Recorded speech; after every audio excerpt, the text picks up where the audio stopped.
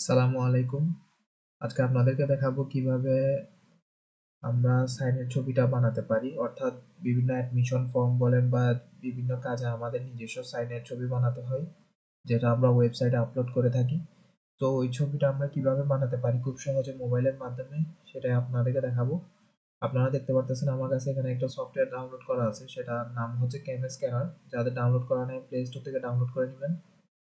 তো আমি ঢুকলাম, নিচে দেখতে পারতেছেন একটা ক্যামেরার আইকন, সো এটাতে ক্লিক করে দিলাম। এবার দেখতে পারতেছেন আমি এখানে একটা সাদা কাগজে কলম দিয়ে নাম লিখে রাখছি। আপনারা আপনাদের সাইনটাও এভাবে একটা সাদা কাগজে কলম দিয়ে লিখবেন প্রথমত, তারপর এখানে ক্যামেরা স্ক্যানারে এসে একটা ছবি তুলবেন।